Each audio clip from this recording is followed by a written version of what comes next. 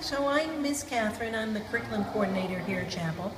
For me, one of the most important things about being your best self as a human being is to accept that you can only control and change how you feel and what you do. You cannot control anybody else. You're only in charge of yourself. I learned this the hard way my second year teaching when I had a particularly challenging group of students, and my boss told me that if I didn't figure out how to work with my students better, I was going to lose my job. And so I spent the summer traveling with my family, complaining about my students, and one day my oldest brother, who I respect a lot, said to me, you know, you're going to have to figure out how to work with these students again. So how do you intend to do that if you're going to blame them all the time?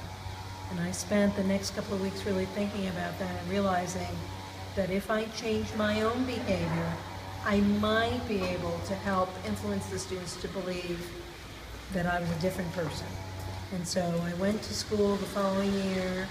I acted differently, I made different choices, and I noticed that over time, slowly, my students' behavior towards me and their behavior towards each other was much better. And now I use that as a practice not only with working with students, but also working with teachers.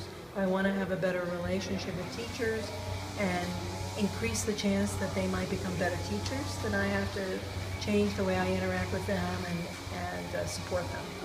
So, I don't know, from my life experience, that's what I've learned. I hope it's helpful.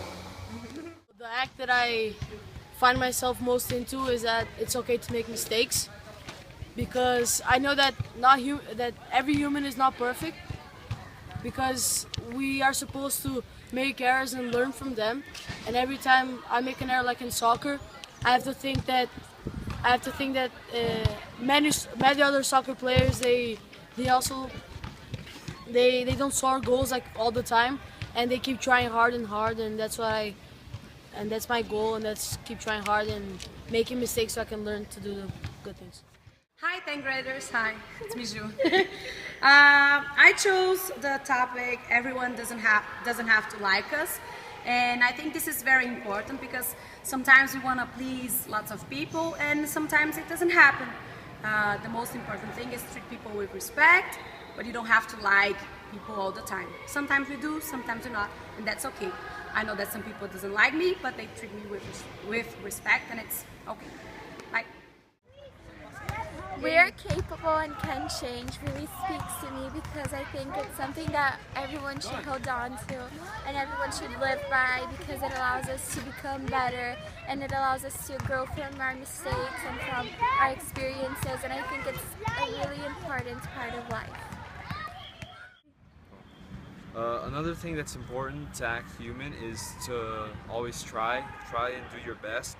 One time I was playing soccer and I wasn't necessarily the best player, and I kept on trying even though I wasn't good, and through trying you can learn new things and even become better at what you're trying to do.